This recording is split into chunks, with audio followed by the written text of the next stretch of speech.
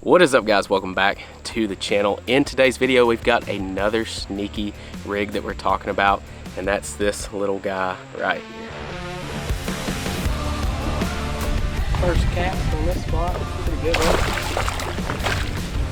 Get up in here, Magnum Ned again, guys. It's crazy. So guys, if you've been watching the channel for any decent amount of time, you know that I live on the Tennessee River and I primarily fish Guntersville Lake, Wheeler Lake, Pickwick Lake.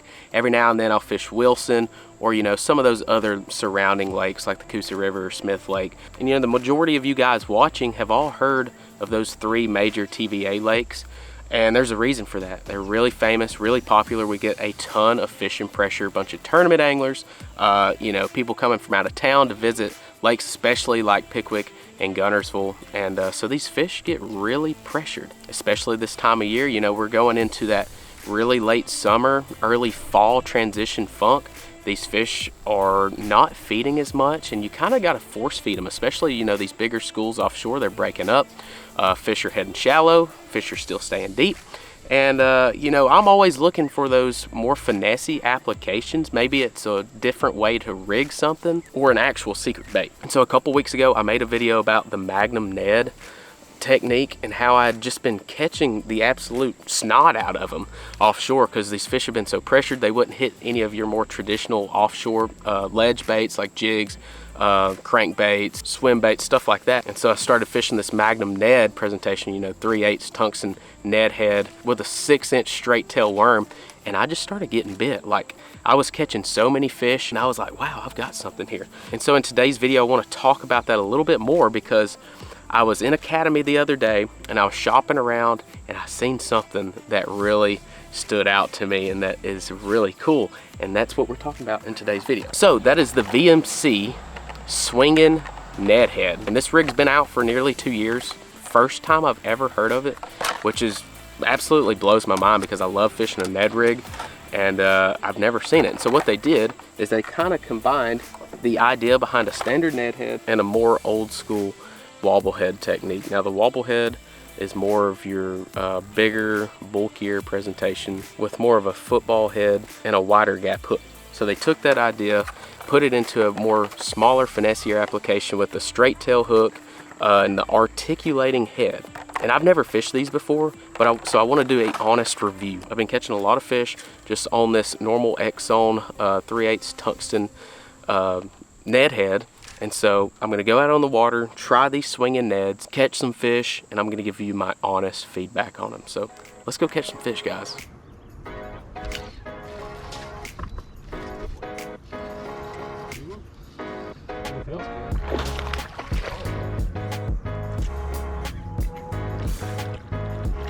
First cast.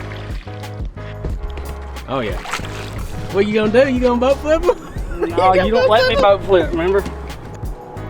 Look at that. That's that swinging Ned head. Choked it. That was a good, pretty fish though. Heck yeah. On that swinging Ned head.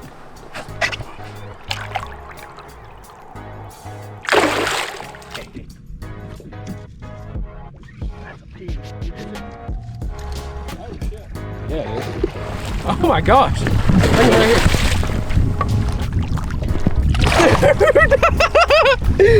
That's a freaking big one, bro.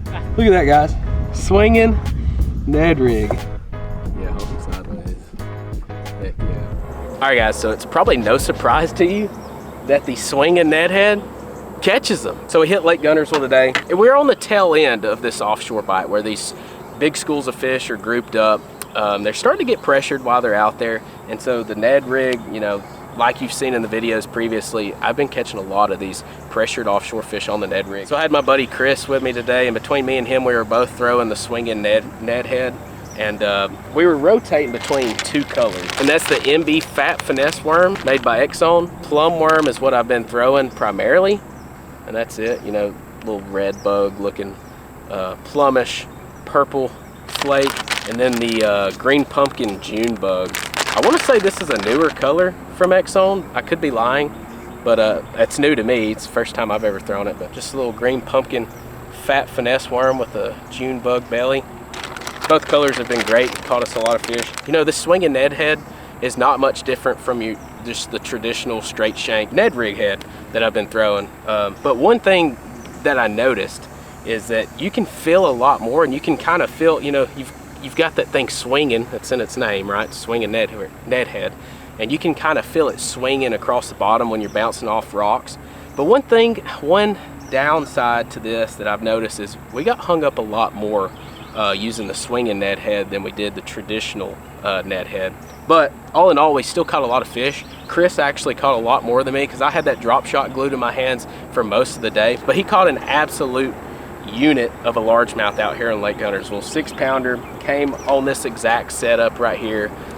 He caught a couple other good fish. I caught a couple good fish. And so I will say the swinging Ned head does work. Do I think that it's better than the traditional Ned head like I have right here? No, I don't think it is.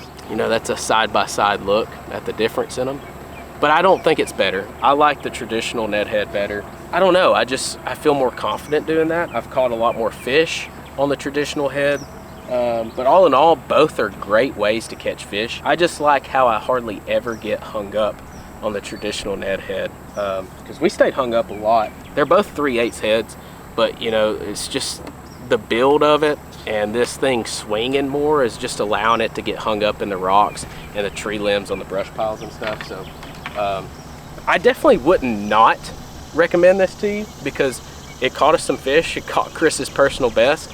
So both Ned head rigs are a great way to catch fish out on any lake in the dead of summer, anytime they're pressured. We've been throwing nothing but the 3/8 head in both of them.